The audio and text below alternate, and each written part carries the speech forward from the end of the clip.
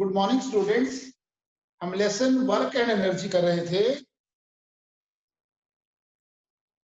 Work, energy and power.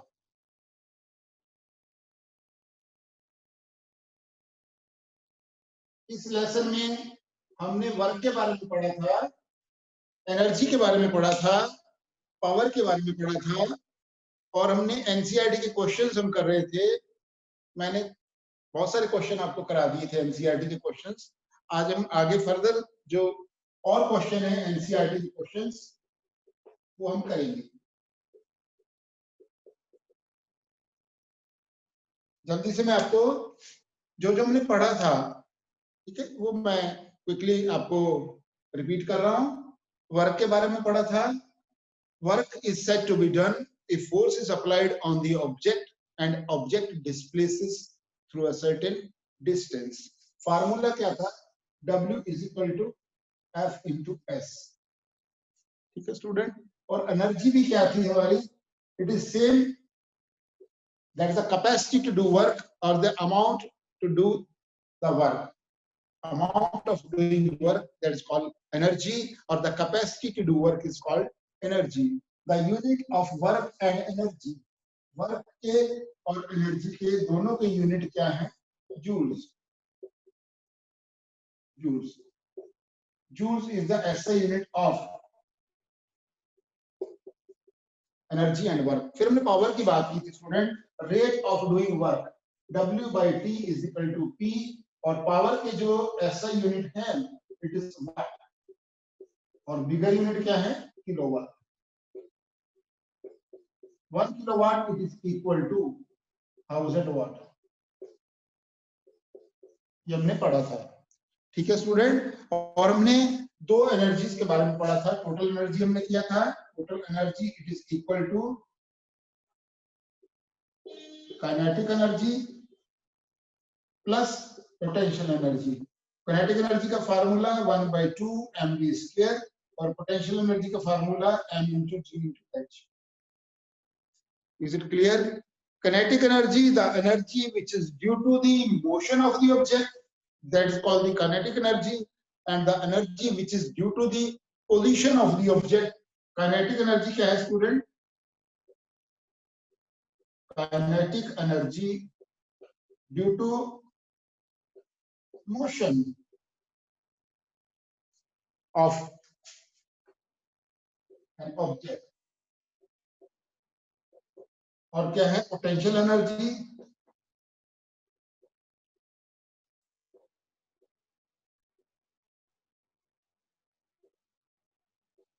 Due to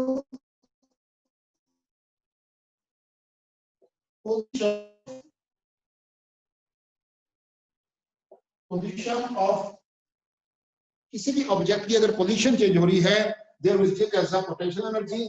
जब किसी भी ऑब्जेक्ट के अंदर मोशन आया है, मोशन मतलब उसको कि जैसे रेस्ट पे, रेस्ट से क्या करते हैं वो मूव हो रही है। When any object it is moving, कोई भी मूविंग ऑब्जेक्ट है, there will consider the kinetic energy. ठीक है स्टूडेंट। अभी एनसीईआरटी क्वेश्चन में करा रहा हूं आपको। ठीक है। और हमने किया था the commercial unit of electric energy, that is a 1 kilowatt our which is equal to 1 unit and its value is a 3.6 into 10 raised to power 6 joule. ठीक है student. This is called the commercial unit of electric energy. Now further we'll see the NCERT question. मैं यहाँ पे लिख देता हूँ 1 kilowatt hour it is equal to 3.6 into 10 raised to power 6 joule. ये भी हमने किया था। और हमने ये भी किया था student 1 horse power it is 746 watt। ये भी मैंने आपको बताया था। Is it clear student? जो जो हमने पढ़ा था मैंने आपको सारा रिपीट कर दिया है, ताकि अभी जो फर्दर आज हम एनसीईआरटी क्वेश्चन करेंगे उसमें सारी चीजें यूज होने वाली हैं। These all are the formulas which will be used in the NCERT question जो आज हम करेंगे, ताकि आपको ये सारी कंसेप्ट अगर क्लियर है, ये फार्मूले क्लियर है, यूनिट्स क्लियर है, देन आपको लगेगा कि जो बाकी एनसीईआरटी के क्वेश्चंस है वो भी मुश्किल नहीं है, वेरी वेरी इजी। ठीक है स्टूडेंट्स। अब हम क्वेश्चन करेंगे एनसीईआरटी के क्वेश्चंस जहां तक हमने कर लिए थे उससे आगे। ठीक है। You can note down. If you want to note down, please you can note down. आप नोट कर लीजिएगा, प्लीज नोट डाउन. इसमें से कुछ अगर आपको नोट करना है, बिकॉज जो लेसन का एक्सट्रैक्ट है वो मैंने लिख दिया आपको यहाँ पे. ठीक है, please you can note down. जल्दी से आप नोट करिएगा.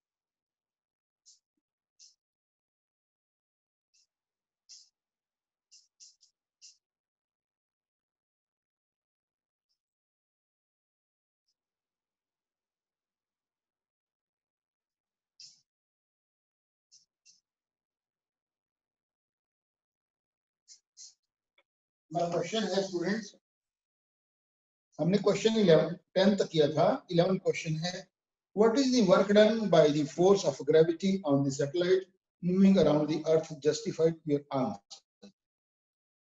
नाउ स्टूडेंट्स, इस केस में क्या है कि when the objects they are moving means, देखिए मैं सैटेलाइट जो है इस प्रकार से इलेक्ट्रिकल पाथ है, ठीक है, और सैटेलाइट्स जो है they are moving. Now student, the force of gravity that supplies जो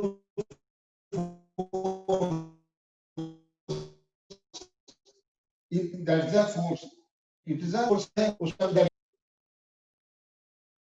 सेंट्रीफ्यूगल फोर्स है, जिसके कारण ऑब्जेक्ट है it is revolving in the orbits. जो सैटेलाइट है वो रिवॉल्व कर रहा है अराउंड द अर्थ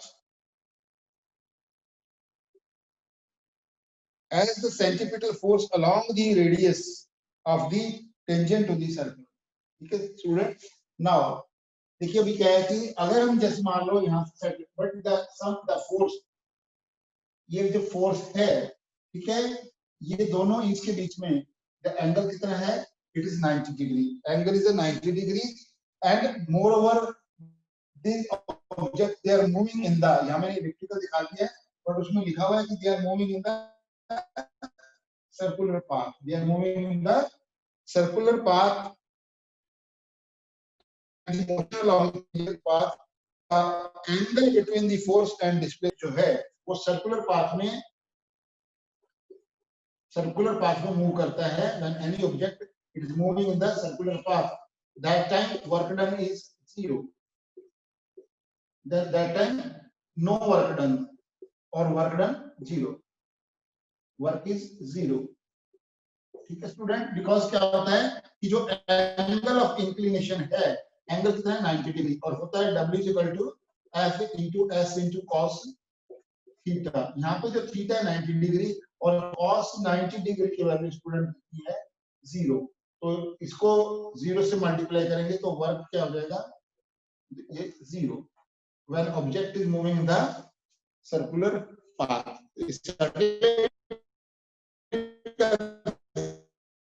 एग्जांपल दिया हुआ क्वेश्चन आपका, अगर फैन की बात करते हैं उसके वर्क डन के साथ 0. ठीक है स्टूडेंट, क्लियर है क्वेश्चन, कंसेप्ट क्लियर है कि when object moving in the circular path, in that case the sum force is applied which is that the object which is moving inclination है which is cos theta, जो 90 degree है, cos 90 की value 0 है. So that's why इसको multiply करेंगे तो work done क्या हो जाता है. टेक्निकली और साइंटिफिकली जो फार्मूला यूज करते हैं वहां पे W = F * S * cos 90, तो वहां पे वो 0 हो जाता है. इसलिए हम बोलते हैं when object they are moving in the circular path, that time there is no work is done. ठीक है student, this question is clear to you. This was a question number 11. NCERT question. Now student, next है question, next question हम करेंगे. Next question है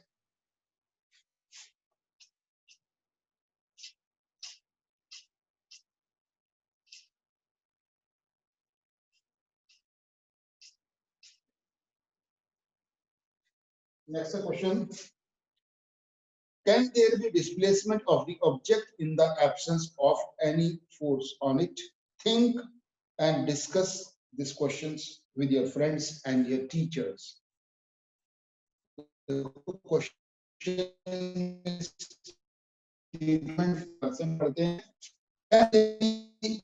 displacement of the object in the object में displacement हो सकता होगा, और think and discuss this question with your friends and teachers. उसने आंसर क्या है? Yes. If the object is in the initially in the motion, object मान लेते हैं स्टार्टिंग में क्या है, मोशन में है, then in the absence of force acting on it, object continues to move. इसका स्टूडेंट क्या हो सकता है?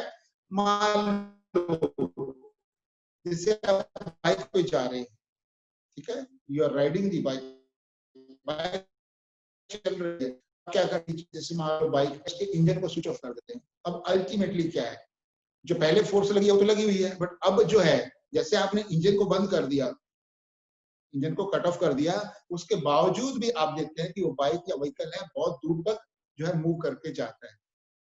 ठीक है, when there is no any external force तो हम नहीं लगा रहे, बट जो व्हीकल है मूव कर रहा है. तो आंसर में क्या आएगा student? Yes, if the object is initially in the motion. But condition क्या है? Initially the object should be in the motion. The object should be in the motion, should be in the motion. Object in the motion, ठीक है. Then object should be in the motions and with the straight line, moving in the straight line. For such motion, there is a displacement of the object and the magnitude of the displacement goes on increasing with time. मान लो object है, ये object है, यहाँ पे वो क्या करते हैं कि यहाँ पे मूव होके ए से कहाँ पे आया, बी पे आ गया. कहाँ पे आ गया? बी पोजीशन पे आ गया. और अल्टीमेटली क्या है कि वो moving with the velocity, velocity या स्पीड है, मींस यूनिफॉर्मली मूव कर रहा है. अल्टीमेटली कुछ वेलोसिटी या स्पीड से मूव कर रहा है, और बाद में आपने फोर्स है उस पे लगाना बंद कर दिया, but still that object will continue to move. Means वो कुछ डिस्टेंस, तो डिस्प्लेसमेंट तो होगा, मींस ए से लेके बी पे आएगा. आंसर आ जाएगा इसका. क्वेश्चन दोबारा से मैं रीड कर रहा हूं. क्वेश्चन था आपका, can there be displacement of object in the absence of any force acting on it? Think, discuss this questions with your friends and the teachers. Answer is yes, if an object is in the motion. If an object is in the motions, then the absence of the force acting on it means force की absence हो जाए.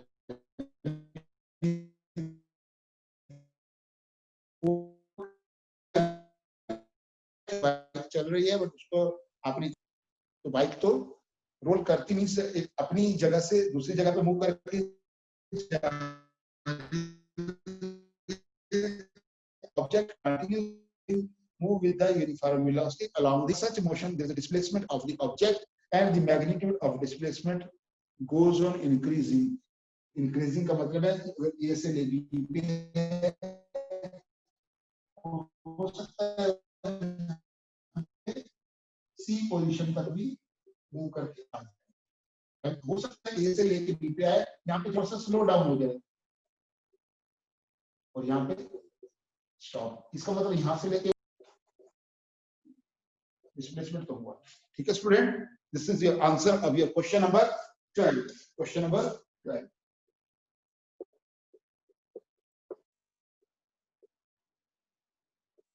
ठीक है, please note down.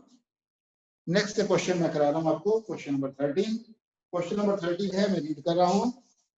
Hold a bundle of A over the head for 30 minutes. ये question मैंने आपको इसी से मिलता जुलता क्वेश्चन स्टूडेंट मैंने आपको पहले भी कराया. क्या था उसमें? मैंने कुली का एग्जांपल दिया था कि कुली है वो है, अपने सिर के ऊपर जो है सामान रखे हुए हैं बहुत देर से, और उस समय क्या है कि काफी देर से सामान रखे हुए हैं, बट अल्टीमेटली और उसके बाद में क्या है कि क्या उसने कुछ काम किया, तो उसके केस में देखो क्या है, मैंने बताया था टेक्निकली देखा जाए तो work is not being done. Reason क्या है, the person does not do any work because the person even though force is being applied, उसने फोर्स तो लगी है, वो वजन उठा के खड़ा हुआ है for holding the bundle of hay over the heads, but there is no displacement.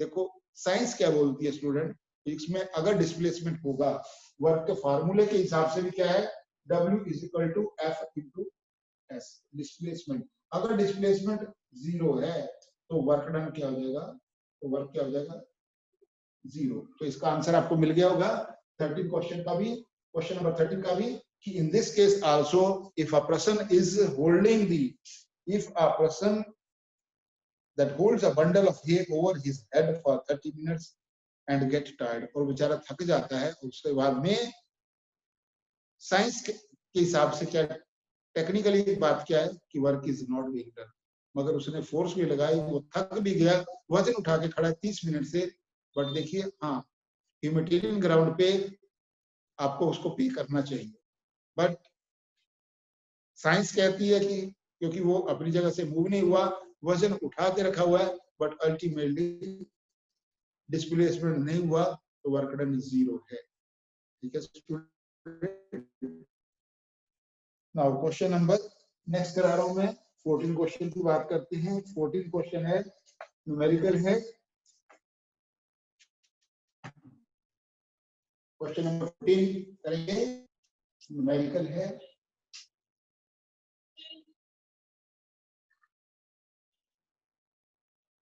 Question number 14,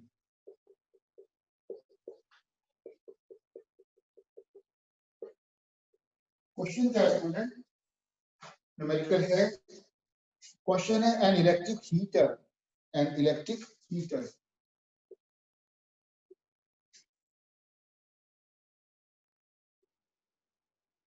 an electric heater rated 1500 watt, rated 1500 watt, how much energy does it use for use in 10 hours? Time दिया हुआ है 10 hours है, और energy पूछी गई है, energy जो है कितनी एनर्जी जो है डज इट यूज, एनर्जी कितनी यूज करता है, ये हमने इसको न्यूमेरिकल में फाइंड आउट करना है। क्वेश्चन क्या है हमारा स्टूडेंट, एक इलेक्ट्रिक हीटर है, रेटेड है उसका 1500 वाट, टाइम दिया हुआ है 10 आवर्स, और हमने उसका एनर्जी कितनी यूज होती है वो निकालना है। Already you know the formula, formula क्या है student, power is equal to W by T, W by T भी कह सकते हैं, E बाई टी भी हम कह सकते हैं। क्लियर है? अभी देखिए अगर मैं क्रॉस मल्टीप्लाई करूं, इसको क्रॉस मल्टीप्लाई करूं तो क्या हो जाएगा, then energy is equal to energy, और W it is equal to power into time. Math clear है? This formula is clear to you? Energy or the work it is equal to power into time. Power into time, अभी हमारे पास power क्या दिया हुआ है? It is given as a 1500 watt. कितना दिया है? 1500 watt. ठीक है, और उसके बाद में आपको क्या दिया हुआ है, टाइम दिया हुआ है आवर्स में। अब आप आवर्स में दिया हुआ है तो स्टूडेंट इसको हम क्या करेंगे, वाट को किलो वाट में बदल कन्वर्ट करेंगे, तो 1000 से मैं डिवाइड कर रहा हूँ, और आवर्स को मैं ऐसे लिख रहा हूँ, अगर 10 दिया हुआ है तो मैं स्टूडेंट 10 से मल्टीप्लाई, ठीक है। मैंने टाइम को आवर्स में ही लिखा है, बट पावर को मैंने वाट की जगह क्या कर दिया, किलो वाट में कन्वर्ट कर दिया। किलो वाट में कन्वर्ट करने के लिए मैं 1000 से डिवाइड करूंगा, जो वाट में दिया हुआ था 1500 वाट दिया था, तो मैं डिवाइड कर दूंगा 1000 से। तो इसको हम स्टूडेंट देखिए करेंगे, 0 से 0 कैंसिल, 20 से 20 कैंसिल है, तो अभी क्या बन जाएगा 15 किलोवाट आवर। इसको हम क्या, और we know that 1 kWh is equal to 1 unit, ये भी हमको मालूम है। तो आंसर क्या आ जाएगा स्टूडेंट इसका 15, क्या आ जाएगा 15 यूनिट। भाई उसने क्या है कि हीटर ने क्या किया कि हीटर जो है वो है हमारे पास 1500 वाट का हीटर, ठीक है स्टूडेंट, 1500 वाट का इलेक्ट्रिक हीटर है। ये दिया हुआ क्वेश्चन में टाइम दिया हुआ था हमारे को भाई 10 घंटे तक वो रन करता है, कितनी एनर्जी कंज्यूम करेगा, यूज करेगा, this was the your question. तो इसमें क्या है, हमको फार्मूला पहले फार्मूला आपको याद होना चाहिए, power is equal to rate of doing work, P is equal to W/T लिख दिया मैंने, W या E/T भी कर दिया, कोई प्रॉब्लम नहीं है क्योंकि वर्क और एनर्जी सेम। मैंने क्रॉस मल्टीप्लाई किया, energy is equal to power into time. Power दिया हुआ है 1500 वाट, मैंने क्या किया, और टाइम मेरे को दिया हुआ है आवर्स में, मैंने जो पावर है वाट में है, मैंने वाट के जो पावर है उसको मैंने किलो वाट में मैंने कन्वर्ट कर दिया, 1000 से मैंने स्टूडेंट डिवाइड कर दिया, 1500 divided by 1000 and multiply time है 10 आवर्स। कैलकुलेशंस किया मैंने सॉल्व करने के बाद में, सो आ गया 15 kilowatt hour. We know that कि 1 kilowatt hour it is equal to 1 unit, 1 kilowatt hour it is equal to 1 unit and 15 kilowatt hour is equal to 15 unit, means अगर एक जो इलेक्ट्रिक हीटर है जो 1500 वाट का है और 10 घंटे तक वो रन करता है तो कितनी एनर्जी उसमें, कितनी यूनिट आएगा, एनर्जी कंज्यूम होगी, it is 15 unit. Is the answer of this question, question number 14 of your NCERT. ठीक है स्टूडेंट, समझ में आ गया होगा आपको, please note down in your notebook without doing any mistake, please note करिएगा जल्दी से, फास्ट नोट कर लीजिएगा, फिर मैं नेक्स्ट क्वेश्चन आपको करा रहा हूं, please note down.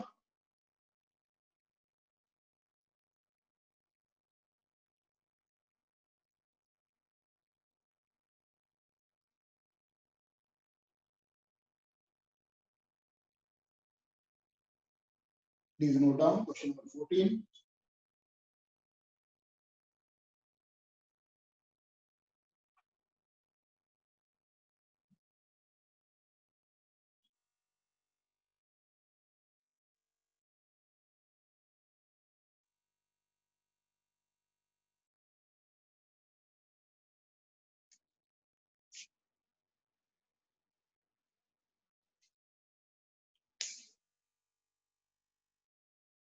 You might have noted down, ठीक है स्टूडेंट, नोट कर दिया होगा आपने। नाउ फर्दर क्वेश्चन नंबर 15 देखते हैं, क्वेश्चन नंबर 15 में क्या है, ठीक है, तो उसको हम सॉल्व करेंगे। क्वेश्चन नंबर 15 का सॉल्यूशन मैं बताता हूं आपको, क्या क्वेश्चन में दिया हुआ स्टेटमेंट रीड करेंगे और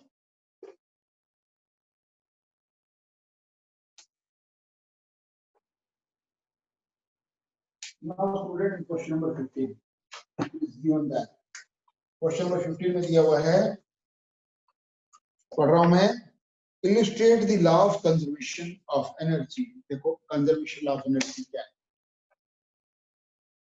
energy can neither be created nor be destroyed but the total energy remain same। हमने देखा था, मैंने आपको कराया भी था कि एग्जांपल लिया था कि मान लो ए पॉइंट है, ए पॉइंट पे एनर्जी कितनी है, the sum of the kinetic energy and the potential energy, और बी पॉइंट पे देखा था सेम है, सी पे देखा था, डी पे देखा था, all the points the total energy remain same which proves that conservation law of energy. Question में कुछ इसी प्रकार से हम पढ़ रहे हैं, जो स्टेटमेंट दिया हुआ है, ठीक है, वही कंसेप्ट यूज होगा। Illustrate the law of conservation of energy by discussing the energy changes which occur when we draw a pendulum bob to one side and allow to oscillate. Why does the bob eventually comes to rest? When what happens to the energy eventually? Is it violations of the law of conservation of energy? देखिए student, पहले तो pendulum की बात करते हैं, मैं आपको pendulum के बारे में बताऊंगा।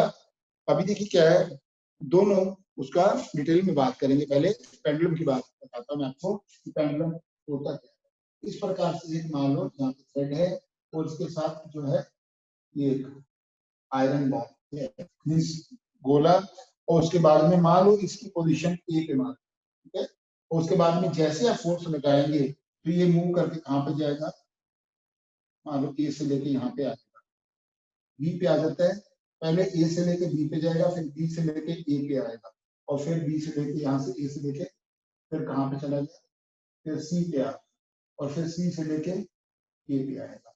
इस प्रकार से जो ये पेंडुलम है और इसमें जो बॉब है, ठीक है, यहाँ पे टाइप किया हुआ है, तो इसका मूवमेंट होता क्या है, द टू एंड फ्रो की बात करते हैं, इधर और उधर, मींस लेफ्ट और राइट में है क्या, इस गोले को आपने जैसे फोर्स लगाया, ये मूव करके यहाँ पे गया, फिर यहाँ से यहाँ पे आया, फिर यहाँ से इधर गया, फिर यहाँ से यहाँ पे आया। इसका मतलब क्या है, एक ऑसिलेशन हुआ। When object moves to and fro about its mean position, that time that motion is called, then object is said to be oscillating. ठीक है, और इस प्रकार से इस मोशन में क्या है, ये एक ऑसिलेशन हो जाएगा स्टूडेंट। अभी देखिए यहाँ पे जैसे ऑब्जेक्ट था, इसने हाइट गेन कर रहा है, मींस पोटेंशियल एनर्जी भी इंक्रीज हो रही है, और उसके साथ साथ जो है यहाँ पे तो यहाँ से जब मूव करेगा तो काइनेटिक एनर्जी होगी, यहाँ जाते हैं तो काइनेटिक एनर्जी, ये कब नीचे कब आएगा यहाँ आने के बाद में, जब इसकी एनर्जी, जब काइनेटिक एनर्जी जीरो हो जाएगा, मींस जब स्पीड या वेलोसिटी जीरो हो जाएगी, तब क्या होगा, ये एकदम नीचे की तरफ मूव करना स्टार्ट कर देगा।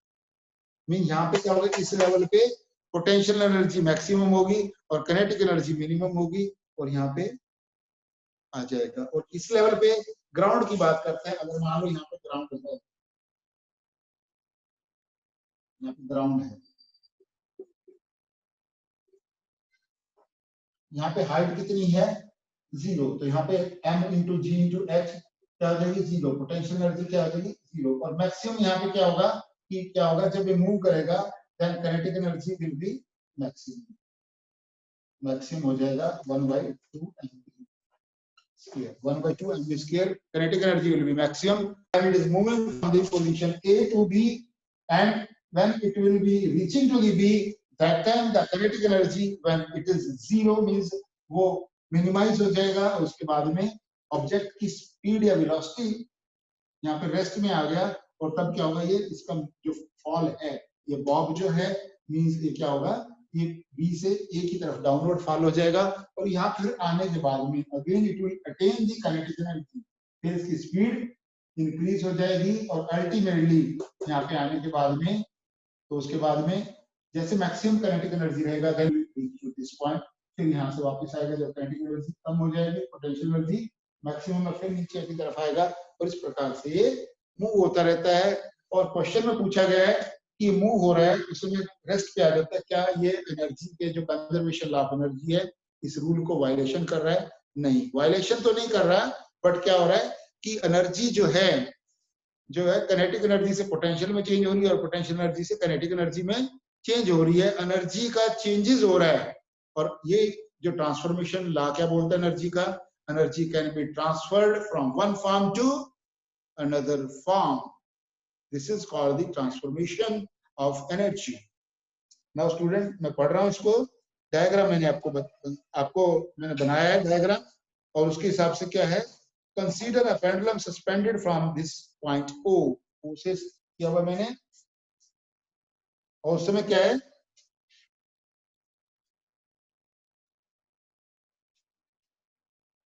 then from the fixed point O, then ordinarily the pendulum, that fixed point O, ordinarily the pendulum lies along the OA when the pendulum bob is drawn from point A to point B. तो बताया गया the kinetic energy जो है, जो point A पे जो kinetic energy मैंने बता दिया आपका, point A पे kinetic energy it is 1/2 mv square हो जाएगी स्टूडेंट्स। पॉइंट बी पे एट बी क्या हो जाएगा, पोटेंशियल एनर्जी क्या हो जाएगी, m इंटू जी इंटू एच, पोटेंशियल एनर्जी क्या हो जाएगी, m इंटू जी इंटू एच हो जाएगी। when the bob is from the position A to extreme to position, अगर मान लो A से लेके फिर कहाँ पे जाएगा, C पे जाएगा, सेम केस में भी क्या है, mechanical energy means the sum of the kinetic energy and potential energy, it is being dissipated, then overcome to the resistance, converted into the sum of the energy is being converted into the heat energy. Finally, that bobs comes to rest the whole mechanical energy of the bulb is transferred into the heat energy and so on. This is the conservation law of energy still holds good.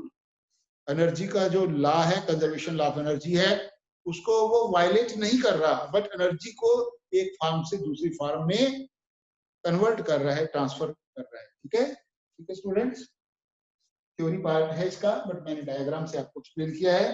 Now question number 16, इसको आप diagram को note कर लीजिएगा और मैं question number 16 आपको करा रहा हूं। ठीक है, क्वेश्चन नंबर 16, इसको नोट करिए जल्दी से, फास्ट।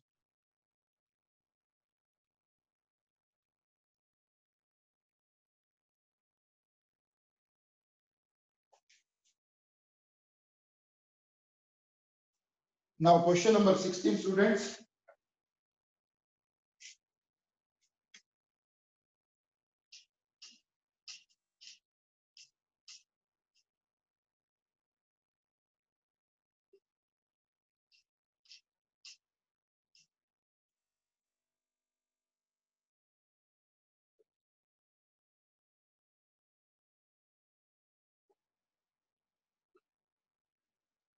क्वेश्चन नंबर 16 है, क्वेश्चन नंबर 16 मैं रीड कर रहा हूं।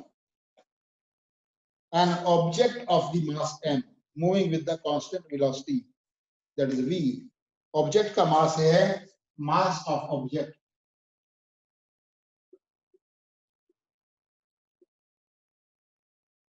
वेलोसिटी क्या दी है, v, moving with the velocity v, how much work should be done on the object in order to bring the object to the rest। ठीक है student, अब देखिए क्या है इस केस में, क्या है, मान लो हमने जो दिया हुआ है, ऑब्जेक्ट का मास दिया हुआ है और वेलोसिटी दी हुई है। फर्स्ट केस जो है, काइनेटिक एनर्जी क्या हो जाएगा, काइनेटिक एनर्जी इस केस में क्या हो जाएगा, 1/2 mv स्क्वायर। यहाँ तक क्लियर है। नेक्स्ट है, finally the object is brought to rest. और अगर जो है, ये तो इनिशियली था कि ऑब्जेक्ट अभी मूव कर रहा है, अगर हम बात करते हैं फाइनली देखते हैं तो क्या हो जाएगा, मैं लिख रहा हूँ ई एनर्जी, काइनेटिक एनर्जी, एफ मैंने लिख दिया फाइनल 1/2 m इंटू रेस्ट पे आ गया तो स्टूडेंट क्या हो जाएगा, 0 का स्क्वायर, तो क्या हो जाएगी, 0 हो जाएगा जब रेस्ट पे है, तो रेस्ट पे है तो काइनेटिक एनर्जी 0 हो जाएगी। अगर मोशन में है, मूविंग है, तो 1/2 mv स्क्वायर है। If the object, if the work done on the object be w, then according to the with the work energy which is theorem, क्या उसके हिसाब से क्या होना चाहिए कि फाइनल एनर्जी माइनस जो इनिशियल एनर्जी, तो हमारा क्या होना चाहिए, w इज इक्वल टू क्या होना चाहिए, जो फाइनल है माइनस जो हमारा काइनेटिक एनर्जी है, दैट इनिशियल है, दोनों को हम, ये वाला फार्मूला हमारे थ्योरम भी बोलते हैं इसको, जो है हमारा एनर्जी थ्योरम है, वर्क एनर्जी थ्योरम। इसके हिसाब से क्या होना चाहिए, यहाँ पे फाइनल में कितना था 0 और बाद में कितना हो गया, इट इज पहले कितना था 1/2 mv स्क्वायर, तो आंसर क्या आएगा, -1/2 mv square, -1/2 mv square is your answer of this question, question number 16। देखिए स्टूडेंट, समझने वाली बात है कि अगर ऑब्जेक्ट मूव कर रहा है, डेफिनेटली इसकी स्पीड होगी, स्पीड या वेलोसिटी होगी। ऑब्जेक्ट मूव कर रहा है तो उसकी स्पीड या वेलोसिटी तो होगी। अब बात आता है कि अगर रेस्ट पे कब आएगा, तो ऑब्जेक्ट मूव कर रहा है और रेस्ट में कब आएगा, जब ब्रेक अप्लाई करेंगे या फोर्स लगाएंगे। फोर्स कौन सी लगाएंगे हम student, that is called the force of friction, means frictional force apply करेंगे।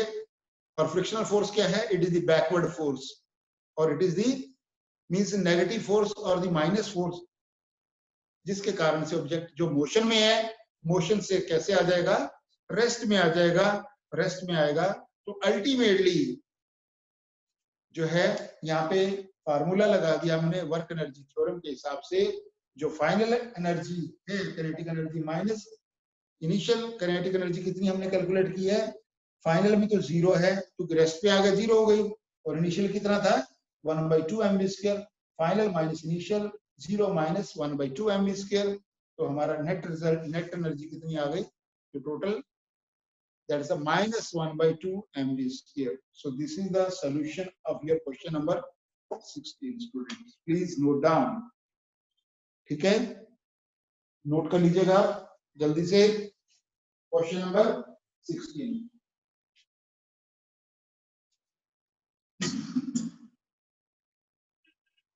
Now student, if you are having any doubt, please you can ask to me. कोई क्वेश्चन आपकी तरफ से है, प्लीज आप पूछ लीजिएगा. जितना हमने यहाँ तक पढ़ा है, क्वेश्चन नंबर 16 तक मैंने आपको कराए हैं. कोई भी अगर आपका कोई क्वेश्चन है जो समझ में नहीं आया related to this lesson, so you are most welcome. I'll clear your doubts. Please you can ask here any questions. पूछिए क्वेश्चंस किसी भी स्टूडेंट का question, please you can raise your hands or directly you can ask to me.